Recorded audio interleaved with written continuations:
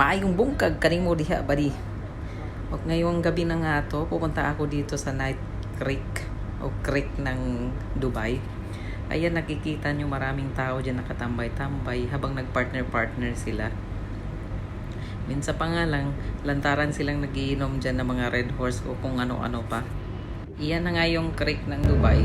Dyan dumadaan yung mga kargamento nila ng mga produkto, kagaya ng mga aircon o ano-ano pa. Pwede ka rin tumawid dyan sa bangka, gamit ang bangka doon sa kabilang dulo. Ang bayad ay 1 dirham lang. Pero pasensya na mga badi kasi nga yung kuha dyan ang dilim-dilim kasi nga gabi malamang.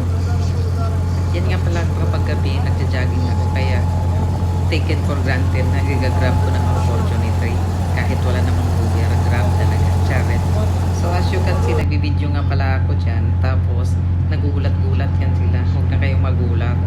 Namangha lang ako kasi meron din dito, meron din sa Davao na ganito, na bulol na talaga. Meron din sa Davao na ganito, tapos magbayad ka lang ng peso patawid dun sa Atchung Boulevard.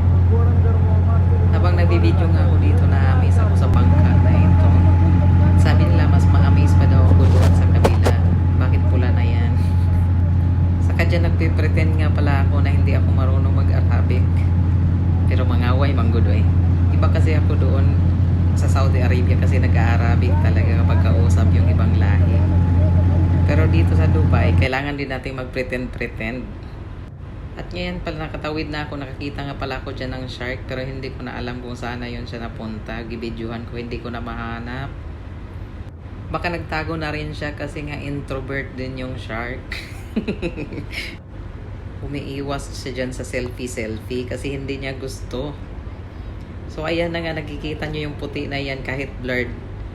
Shark daw yan pero hindi ko talaga akalain na shark pala yun.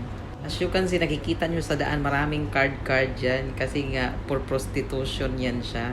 Hindi daw binibigay sa tao mismo kasi nga bawal, hulihin ka ng pulis. Kaya ang ginagawa ng iba, tinatapon-tapon na lang kunyari sa daan. Kaya kako sa sarili ko, kung mahina yung loob mo dito sa Dubai, sa bansang Dubai, ay mahina ka talaga kasi maraming temptation. At shoutout nga pala sa nagsabi dito sa Dubai na mahal ang cost of living. Nagkakamali kayo dyan. Kasi nung pumunta na ako dito, inumpara ko yung taxes nila dito 5% lang. Samantalang dyan sa Saudi Arabia, 15%. At dito naman makabili ka pa ng Ali Cafe na cappuccino na 1 dirham. Samantalang sa Saudi Arabia, kalahating dirham. Isang dirham at kalahati. So 150, ganun. Saka yung bigas nila dito, buddy, tag 15 dirhams lang, 5 kg na jasmine rice.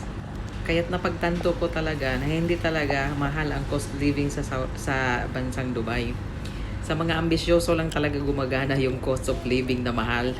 Kasi pag hindi mo mapigilang magbisyo, mag-inom, magsigarilyo, mag-night club, ay, nako, mapapamura ka talaga dito. Ay, mapamamahal pala.